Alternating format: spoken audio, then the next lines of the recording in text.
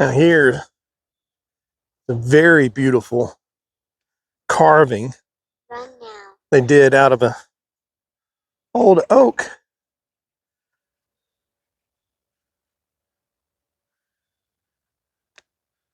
Over here. Wow. We'll get closer here as soon as we go up the steps here. Large obelisk for O'Neill.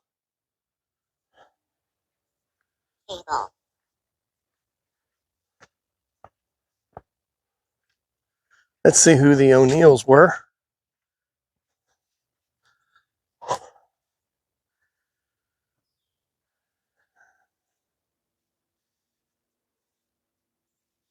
So we have James H. O'Neill, November 30th, 1868 to September 23rd, 1933. And Rosa P. O'Neill, October 22nd, 1872 to January 14th, 1961.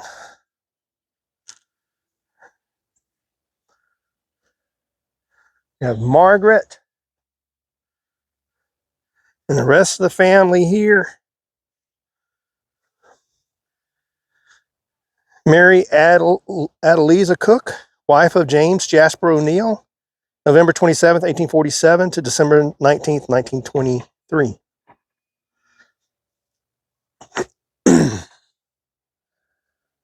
These are the butlers.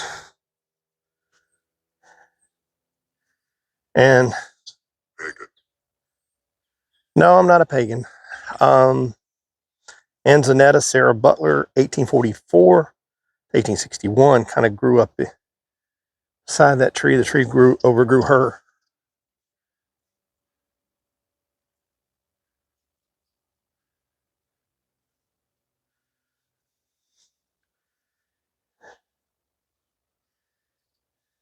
Charles Roper Butler, 1849 to 1922.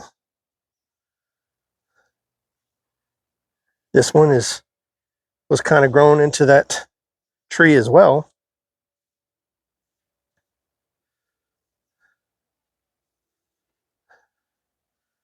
Gertrude Butler Pankin, 1843 to 1885, and John Seymour Pankin, 1837 to 1919. John Seymour Pankin was a Civil War veteran that enlisted on June 11, 1861 as a private in Yeister's Light Battery of the 3rd Battalion, Georgia Volunteers. He was promoted to corporal within 2 months and then promoted to 2nd sergeant on February 1st, 1862. He was promoted to captain November 7th of 1862 and served as the quartermaster for 3rd Georgia Infantry Battalion until April 30th of 1863. He transferred to the 37th Georgia Infantry Regiment on May 6, 1863, and was captured and paroled on May 8, 1865, in Athens, Georgia.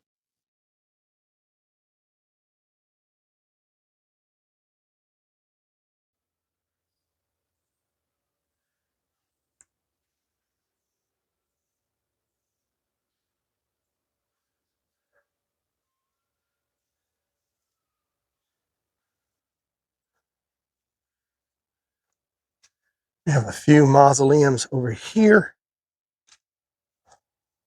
Right. We have the Martins.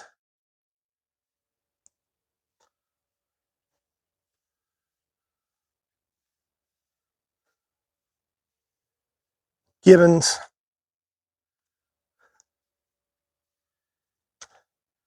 I'll walk down here and I'll work my way back.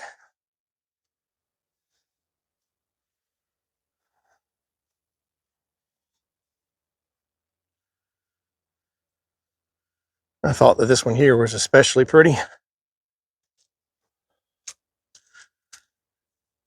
Walk along the outside first. Shorter. Okay. Alfred Shorter, November 23rd, 1803 to July 18th, 1882. With Martha B., wife, January 25th, 1799 to March 22nd, 1877.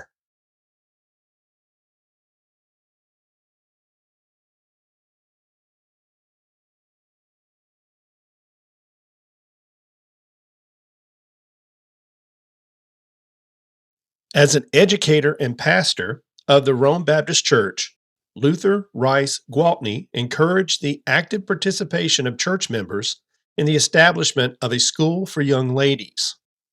One of those members was Alfred Shorter. Thus, the Cherokee Baptist Female College opened its doors to only female students in 1873.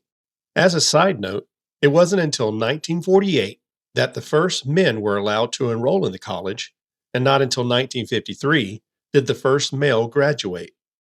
Shorter donated a sum of $20,000, nearly $590,000 today, in 1876.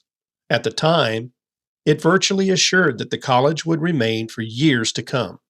The college was renamed to Shorter College in 1877 due to the support and financial contributions of Alfred and Martha Shorter.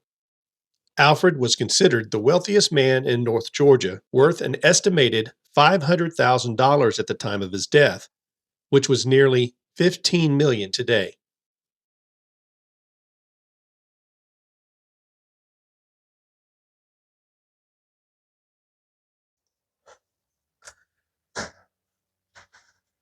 Here you have John M. Berry, born Blount County, Tennessee, August 27th, 1835. Died Rome, Georgia, June 20th, 1883. Confederate States Army. Maybe. John Marshall Berry was a prominent wholesale grocer and cotton factor.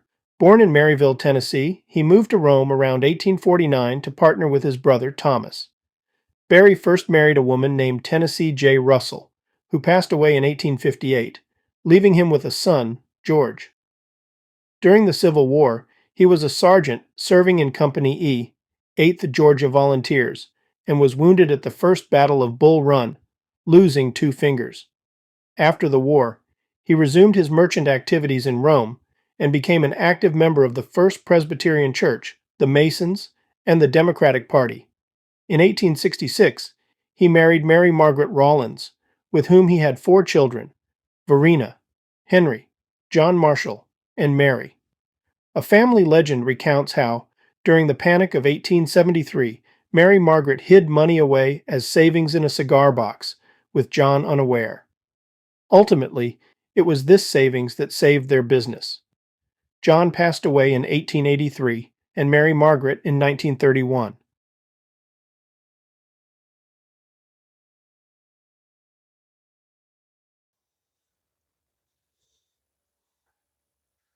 Well, this one's old. Beside it, you have Simpson Fouché Magruder, November 18th, 1899 to September 23rd, 1960.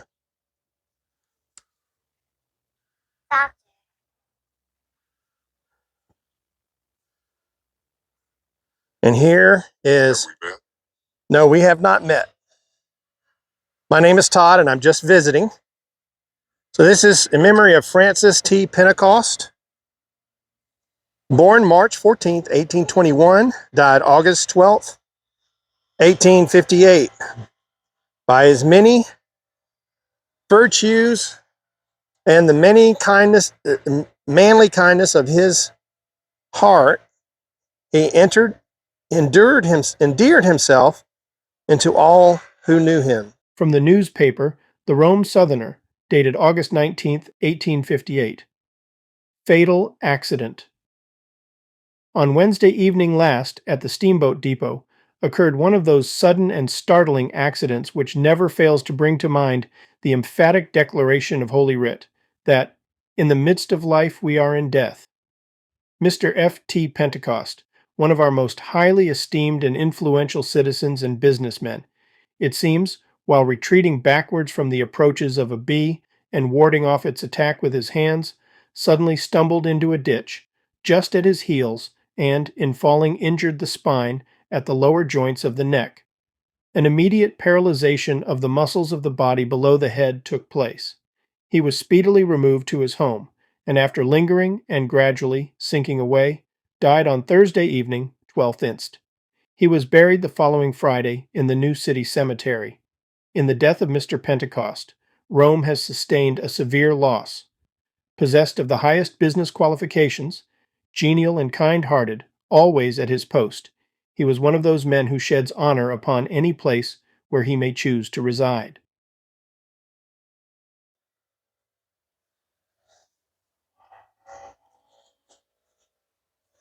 Abrams. No.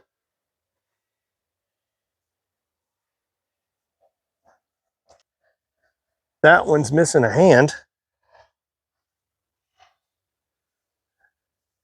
Daniel S. Printup, January 22nd, 1823 to January 18th, 1887. With Ava Choi's wife, March 15th, 1834 to June 21st, 1904.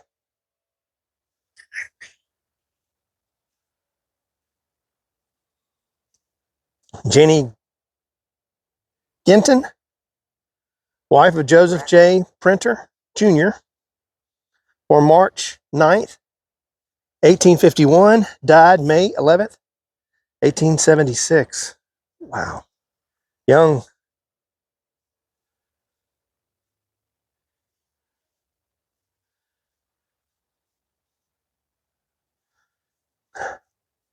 Barely read this. Yep. 1870. I can't read that one. My other flashlight, I found it, but it's dead. So, flying blind a little bit here.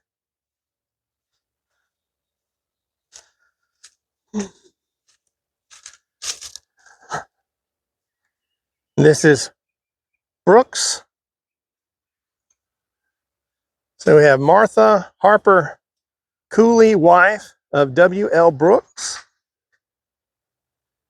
July 13th, 1882 to December 25th, 1891, 1832.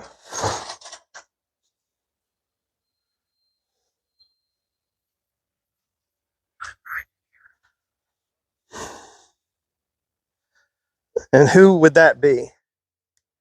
Is that you, Martha?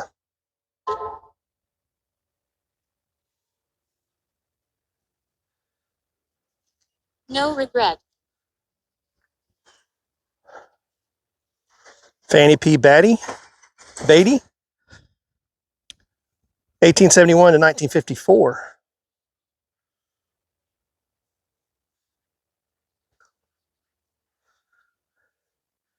Samuel Gibbons, born in Virginia, June 17th, 1808, died August 27th, 1870. Christina, wife of Samuel Gibbons, born July 13th, 1803, died September 16th, 1879. James. Hi, James. William Stephen Gibbons, July 27th, 1842 to April 11th, 1931. Ella Pinter Gibbons, July 4th, 1854 to April 11th, 1931.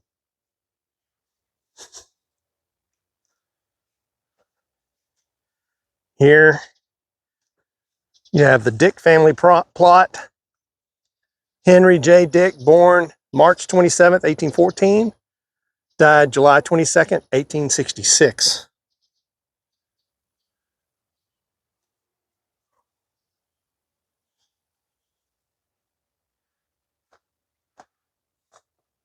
Hal B. Dick, born March 17th, 1853, 28. died September 24th, 1894.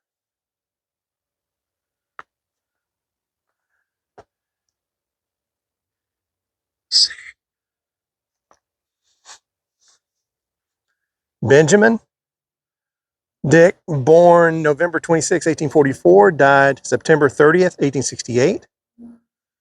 None of these folks lived long. And Sarah, wife of Henry J., May 2nd, 1820 to January 17th, 1892. She lived the longest. Wow.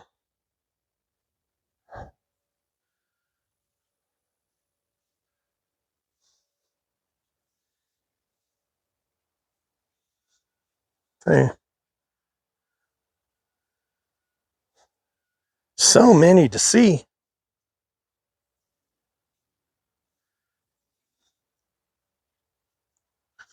We have the Penningtons here. C.M. Pennington died August 23rd, 1885, age 73 years, with Elizabeth Freeman. His wife died January 5th, 1873, age 58 years. Have this little family plot with mausoleum here. The Scruggs.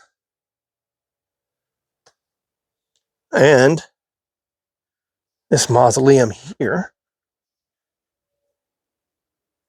The Smiths. We will end down here at the Civil War portion of it. However, I'm going to try to save a lot of the rest of this for another visit because there's just absolutely no way I can see it all in one. I'd have a 2 or 3 hour video. Back off. We have Captain Andrew J. Little. That would be son of Elijah and Lucinda Little, born in Arkansas, June 1st, 1840. Died at Rome, Georgia, October 15th, 1905. And Eliza A. Little, daughter of B.F. and Ellen Owen, born in Louisiana, July 22nd, 1840. Died in Rome, July 17th, 1903.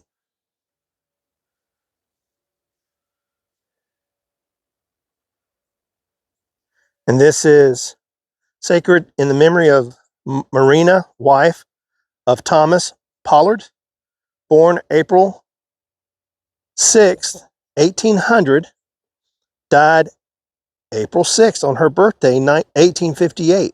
Wow, exactly 58 years.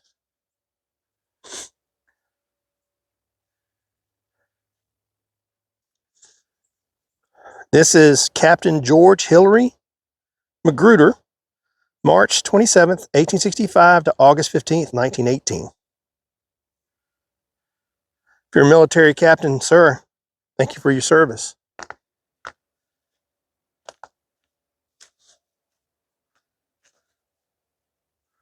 Reese. Jordan Reese, born June 20th, 1842, died Culpeper, Virginia, August 18th, 1861. From a round received at the Battle of Manassas. I can't. Mr. Reese, thank you very much for your service and sacrifice. July 21st, 1861. So he got his wound on July 21st and then died August 18th as a result.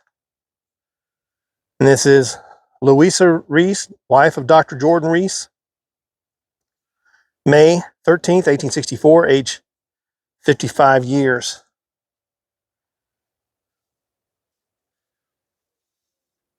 This is Walter J. Ford, born May 11th, 1857, died August 12th, 1872. And then Oscar R. Ford, born April 9th, 1855, died November 18th, 1885.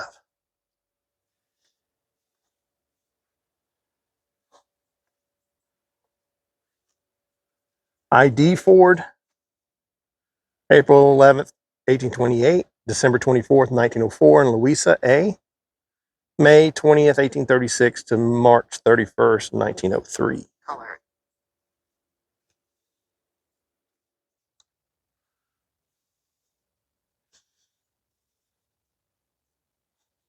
Here we have Alfred A.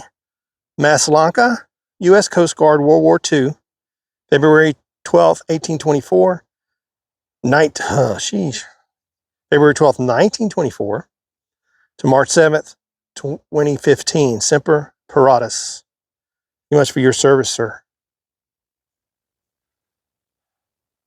How do you feel?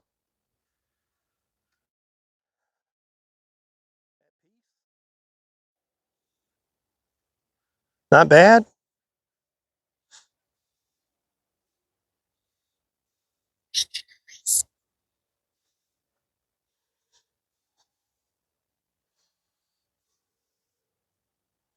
Here we have George Siri Cato, U.S. Navy. I just want to see. Born December 9th, 1925 to January 29th, 2013. Thank you much for your service, sir.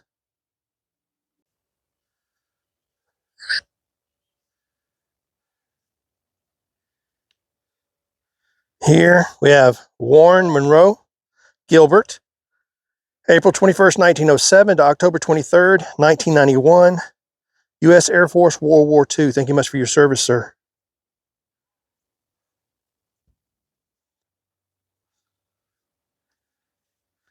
Wilkerson.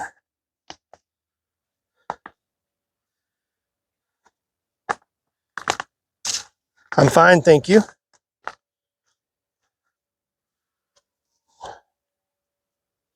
No regret. And this is unfortunate. The tree kind of grew up right there.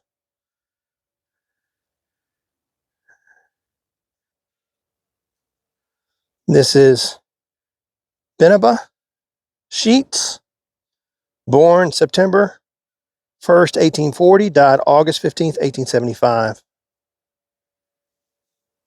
And then Hazeltine C. Sheets, born January 16th, 1842, died November 14th, 1869. It's quite possible. Can you give me your name?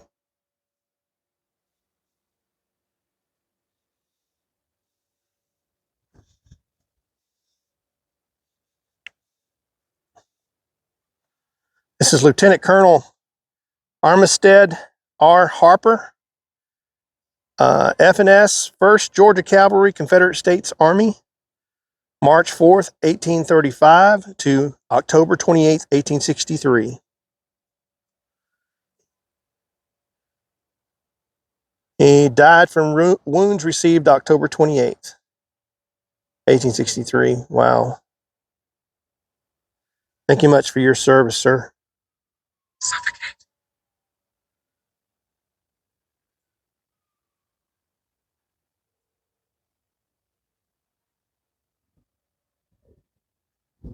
Humiliate.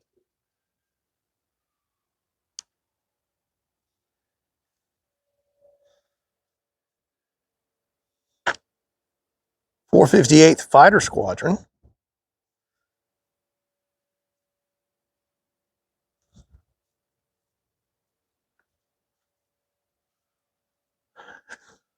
More Todds. We have Lon Marshall Todd, March 1st, 1924 to February 24th, 2005, U.S. Air Force. Thank you very much for your service, sir.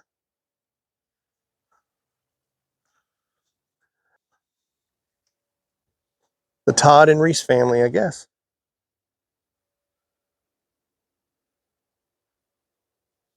Clarence Autry Todd, April 18th, 1883 to January 30th, 1947. And Lieutenant Colonel John Hadley Todd, born August 31st, 1913,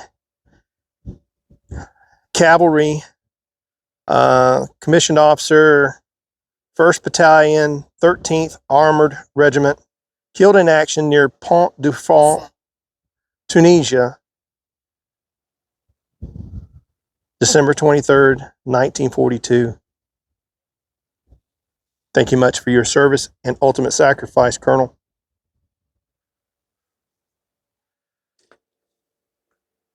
What is the date? Today is October 18th, 2024.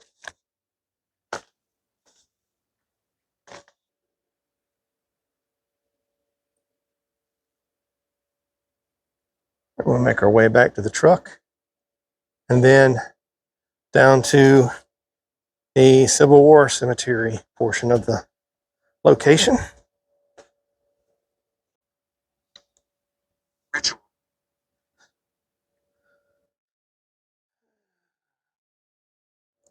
This is Ellen Louise Axon Wilson, wife of the 28th President of the United States, born in Savannah, Georgia, May 15, 1860, moved to Rome, Georgia in March of 1866, graduated from Rome Female College in 1876, and attended the New York Art Students League 1884 to 1885.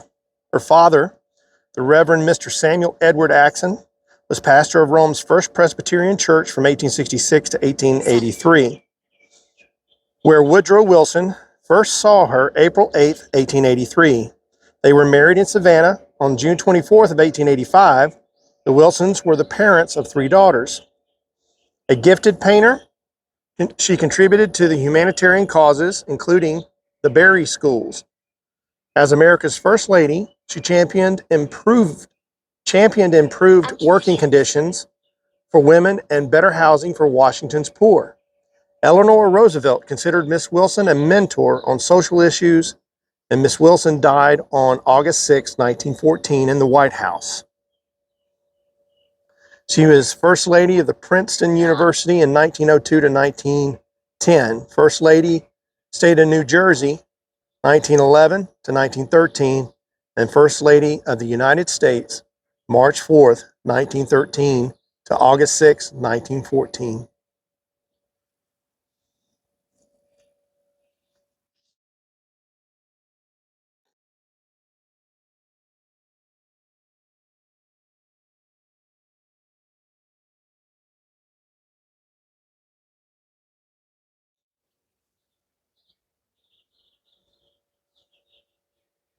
This would be her. Run now.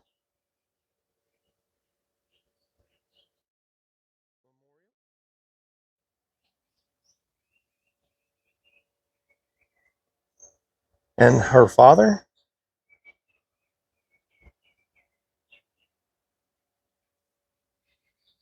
And mother.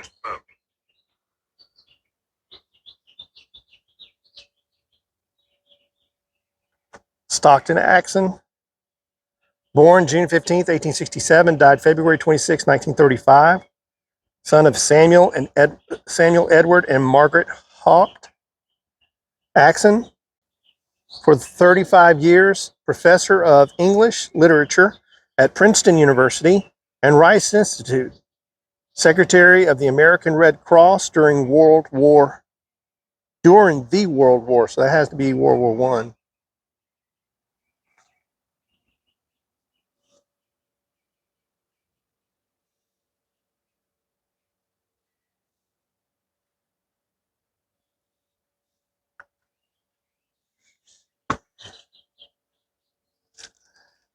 Just want to make sure I stop there.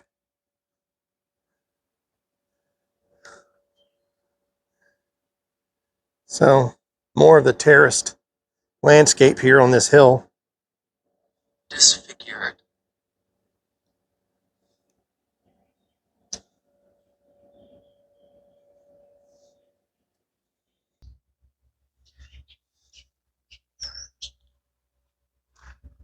See here, we have Julius Clyde Price, U.S. Navy, June 19th, 1892 to October 3rd, 1918. Thank you much for your service, sir.